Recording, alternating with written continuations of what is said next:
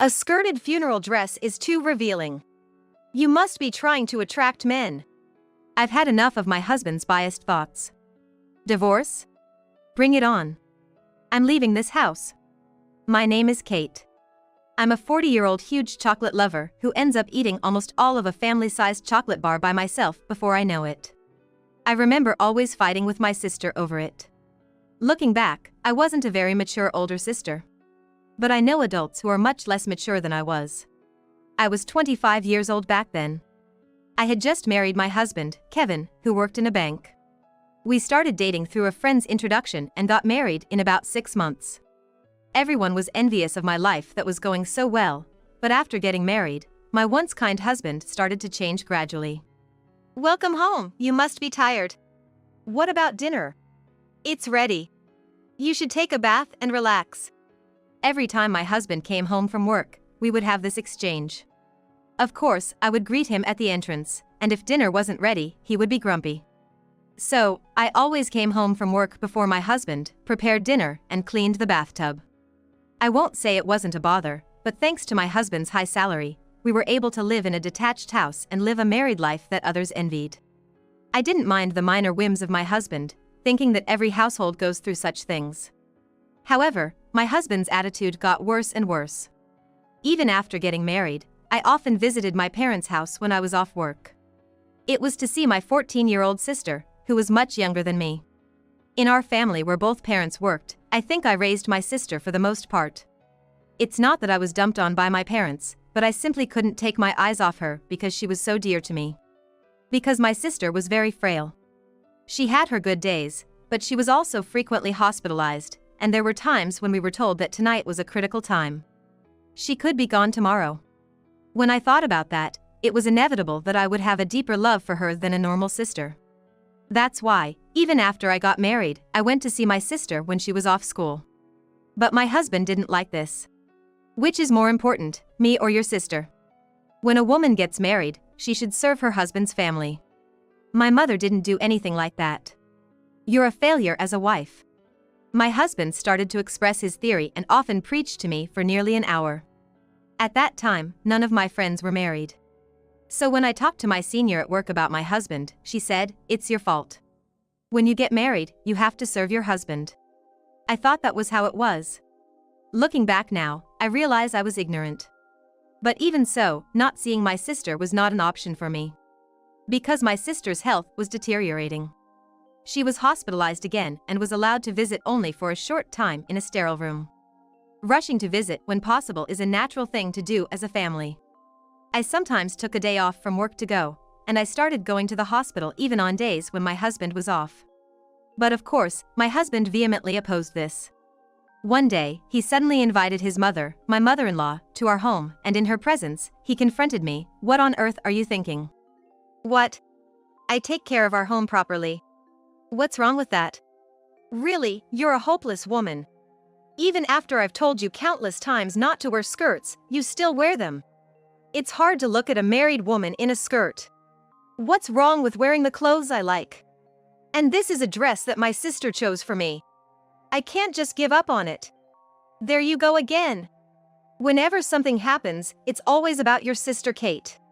The one you should care the most about is me. Who do you think provides for you? Hey, I have a job too. There's no reason for you to say you're the one providing. This is going nowhere. Listen, I've contacted your workplace and told them you're quitting. You should be grateful. From now on, you're going to focus on the house. What are you talking about? What are you doing without asking me? I'm not listening to you. From today, you're going to live with my mom. You can learn from her what it means to be a wife. I don't understand what you're saying, you're acting crazy. Shut up. The enraged husband smashed a glass on the floor. He didn't stop there. In his fury, he began to throw things around indiscriminately. Needless to say, seeing the shattered glass made me truly afraid of my husband for the first time. Regret washed over me, wondering how I had ended up marrying such a man. Later, I called my company to cancel my resignation, but they told me not to cause trouble. Apparently, my husband had demanded my resignation in a way that was borderline abusive. So I lost my job and ended up staying at home as my husband wished. When I reported that I had quit my job as he wanted, my husband cheerfully apologized, saying things like I might have gone a bit too far, but there was no way I could believe his smile after seeing his true nature. The next day, my husband suddenly brought home a bunch of his work colleagues. He proudly announced, "I thought I'd show off my beautiful wife," and even his subordinates and colleagues chimed in, complimenting my looks. To top it off, he unilaterally announced, "My wife is an excellent cook. Please try her food before you leave." Wait, this is too sudden. We don't have enough food for everyone. It's okay, something simple will do. I don't want you to overwork yourself. I can go shopping if need be. Hearing this, one of his female coworkers exclaimed, "Your husband really loves you." I'm jealous. No, this man just has a good public face. If he truly cared about his wife, he wouldn't bring home a bunch of colleagues as if forgetting about our huge fight the day before. Filled with resentment, I began preparing the meal with my mother-in-law. After about 3 hours of eating and drinking, his colleagues left our home. "Ha, you! What?" My voice instinctively rose at my husband's disgruntled demeanor. I was anxious, wondering what would happen if he threw a tantrum like he did the day before. "Can't you be a little more cheerful? It looks like I'm not able to educate my wife properly." I didn't remember doing anything to deserve his criticism, but I couldn't talk back. I was scared. "I'm sorry." Even a child can apologize. "Mom, give her a score for today." He turned to his mother for support. "Well, she's not doing a good job supporting her husband, is she? I can't give her any score." "Ha! That's my mom, she knows what's going on. She can't even score you, how hilarious is that?" Laughing uproariously, my husband lightly tapped me. "Also, about the meal, I tasted a bit, but wasn't it not to Kevin's liking?" "That's right, Mom. Keep it coming." "What about her clothes?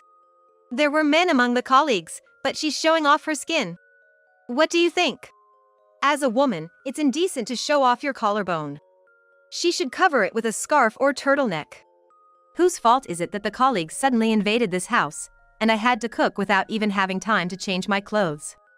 It's Kevin's. I didn't understand why I had to be belittled so unilaterally.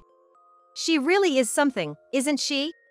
Despite me educating her day in and day out, nothing sticks. I bet she's just not very bright. No doubt about it.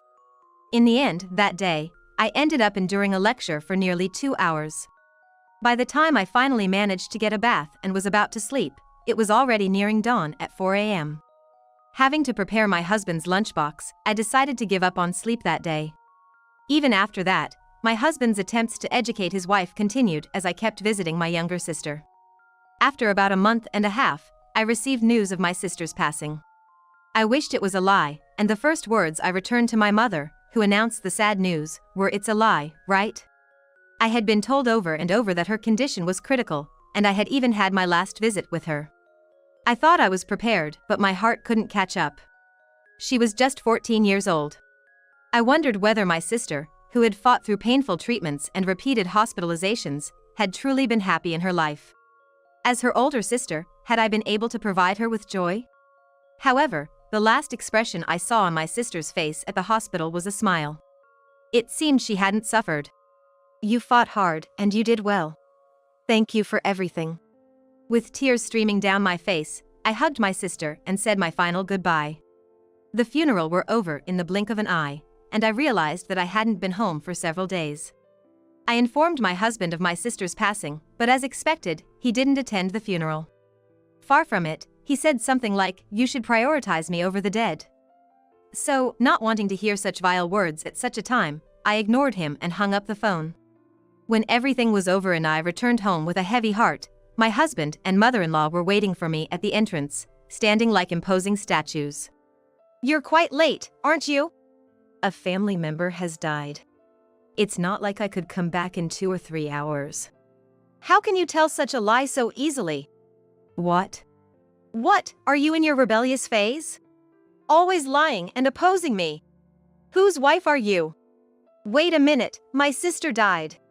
It's not a lie." "Huh, I wonder. Even if you show me you in a skirted suit, you haven't welcomed me home from work for days." That's impossible, of course. Impossible? Why? If you love your husband, you should be able to do it. As a wife, welcome your husband home, you incompetent wife. Don't tell me you're having an affair? What? No matter how many times I tell you, you show your skin, and the other day you were giving my colleague suggestive looks. You just like men, don't you? What a shameful woman. What the hell, Just as I was about to retort out of anger, forgetting my fear of my husband, it happened. Divorce, huh? That's fine, a woman as frivolous as Kate doesn't suit Kevin, right? Mom, no, divorce is a bit. I understand, I'll divorce. I immediately jumped on my mother-in-law's words suggesting divorce. My husband mumbled and kept saying to stop the divorce, but I had no intention of listening. If I didn't take this chance to divorce my husband, I was scared that he would become violent again. I was certain that now was the time. So, I quickly packed my belongings and left the house. Until the end, my husband kept saying things like, "If you apologize, I'll forgive you," but I ignored him, thinking he must be out of his mind. Still persistent, in the end, he grabbed my arm strongly and said, "Wait," so I hit his face hard with my bag and ran away. From there, I headed straight for a certain place. A room in an apartment that had been prepared just in case something like this happened. The moment I entered the room, I received a call from my mother-in-law on my cell phone. Hello. Kate? Did you arrive safely? Yes. I'm fine. I'm in a taxi, so Kevin won't find out. That's good. Hire a lawyer and proceed with the divorce quickly. Yes, I'm looking forward to living together. Actually, my mother-in-law and I had been pretending to be on bad terms in front of my husband. This started the day my husband brought a colleague home. After his sermon ended and my husband fell asleep, my mother-in-law approached me. Leave this house. Escape from my son, she said. Each time my husband complained that his wife was hopeless, my mother-in-law, who seemed suspicious, would ask, "Really?" Apparently, her late husband was very similar to my husband, and she had suffered quite a bit. In my mother-in-law's generation, divorce was considered shameful, and she ended up not being able to divorce, but she seemed to want me to be free. Seeing the exchanges between me and my husband, she seemed to have thought, I must help her. That's when my mother-in-law, through her friend, found a property where a woman could live alone safely. It's hard to believe that she's the mother of my husband. I can't thank my kind mother-in-law enough. I've been living in the apartment that my mother-in-law prepared for me for half a month now, and finally, she came to my room, pulling a suitcase. Welcome. Looking forward to it from now on. Since living with us, my mother-in-law found out that her own son had become like that. Up until then, he seemed like a good boy, just the ordinary face he showed to his colleagues. My mother-in-law blamed herself, thinking that he became this way after getting married because of his genes from his father or scenes he saw when he was young. For me, even if what happened in his childhood was the cause, I believe the real problem lies with a grown man's inability to control his own emotions. So I don't blame my mother-in-law at all. My husband is also taking good care of my mother-in-law now, but that's because he thinks that she's on his side. I don't know what he'll do if he finds out that my mother-in-law has been helping me with this divorce. So, when my mother-in-law prepared this house, I proposed, "Would you like to live with me for a while?" She hesitated, saying, "Even though you're my daughter-in-law now, once you guys get divorced, I'll be a stranger to you." But I told her, "After all you've done for me, there's no daughter-in-law or anything like that. You're like my mother or my sister." I really think so. On the way back from my sister's funeral, my mother-in-law naturally led the conversation to divorce, intentionally assisting me. Because I understood this right away, I also jumped on the divorce. I thought it would take more preparation and time to run away from my husband, but thanks to my mother-in-law, that time came early. There's nothing but gratitude. Finally, the divorce was finalized through the lawyer. Now I'm officially free. It was 4 days later. I don't know how he tracked me down, but my ex-husband was waiting for me in front of the apartment. "I found you." "You're messing with me," my ex-husband raised his voice. Did he find out about that thing? While thinking about that, I acted calm. What do you want now? It's your fault that the credit card balance and the deposit balance have decreased.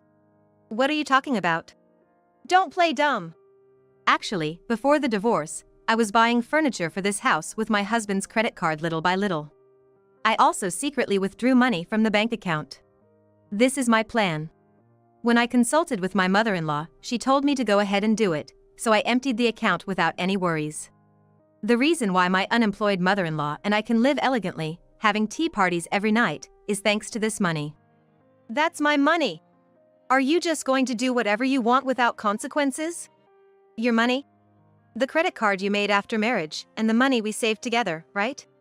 It's our shared property as a married couple. As I say this, I smile at him. Then, from behind me, "Oh, you found out, didn't you?" My mother-in-law came back from shopping. "Ah, you are back," I say, with my ex-husband speechless behind me. What? Why is Mom here? Well, because we're living together. My confused husband and my nonchalant mother-in-law. So, you lied about going back to your parents' house? And why are you living with Kate, not me? I don't understand. I've given up on you, Kevin. Huh? I was the one who helped Kate escape. And to tell you the truth, Kate and I had already teamed up behind your back when we started discussing the divorce. But Mom, you were trashing Kate like crazy.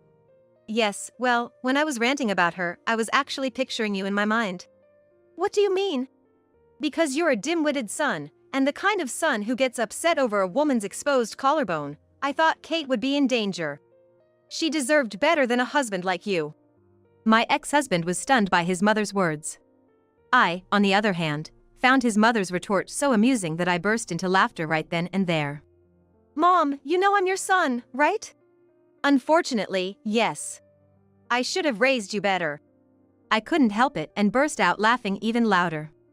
You're just like your father, you know? Seeing you treat Kate so badly made me think of myself. I thought, what if she leaves? Then you might fall back on me. I couldn't risk it, so I separated from you and moved in with Kate for both our sakes. His mother's revelation brought tears to my ex-husband's eyes. Finally, when he yelled, "Is it my fault?" "Why?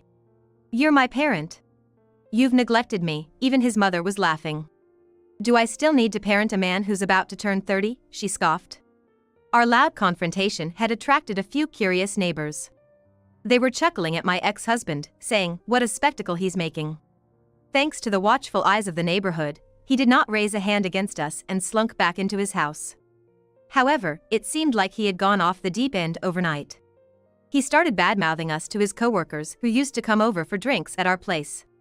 My ex may look nice, but she neglects her husband. My mom is a mother who doesn't care about her child. They're both spendthrifts, he whined to anyone who would listen.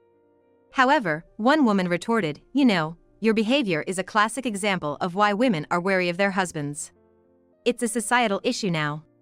Although no one openly agreed, the office atmosphere implied that Kevin was in the wrong, and he began to feel cornered at work. Eventually, my ex-husband, who turned out to be sensitive, could no longer bear the judgmental looks and whispers.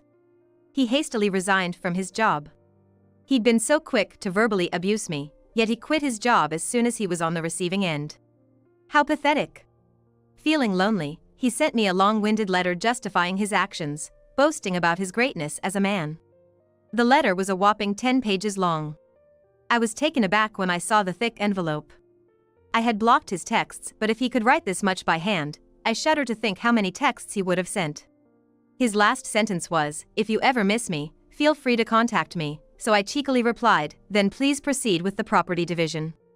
Of course, that resulted in a huge fight as well.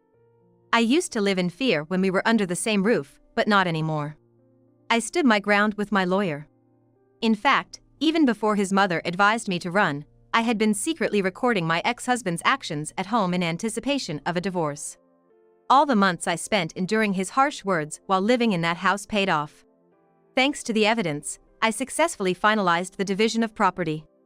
Afterwards, I ended my cohabitation with my ex-mother-in-law when I found a new job. Even though it was still a reasonable commute, she got herself a boyfriend. The person who introduced us to the apartment turned out to be him. She left holding hands with her boyfriend, saying, "Come visit us once we're settled." I must say, my ex-mother-in-law really surprised me. She's a wonderful woman, so I can understand why she's popular, no matter her age. As for me, I had spent my prime years focusing on work due to the career change, thinking I had missed the boat for remarriage. However, I started attending frequent online drinking with my colleagues. Thanks to this, I had more chances to casually exchange contact information with people I usually didn't talk to, including a director from another department who showed interest in me. At first, I kept my distance since we worked at the same company, but as we started having private online conversations about things we couldn't discuss at work, we grew closer and began dating. The department head, who hasn't been in a relationship for many years since his last girlfriend dumped him due to his overcommitment to work, treated me very carefully, saying, "I don't want to make the same mistake again." And, happily, we've decided to get married next year.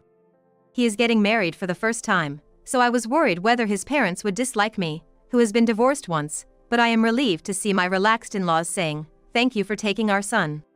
When I told my former mother-in-law about the remarriage, she was very happy.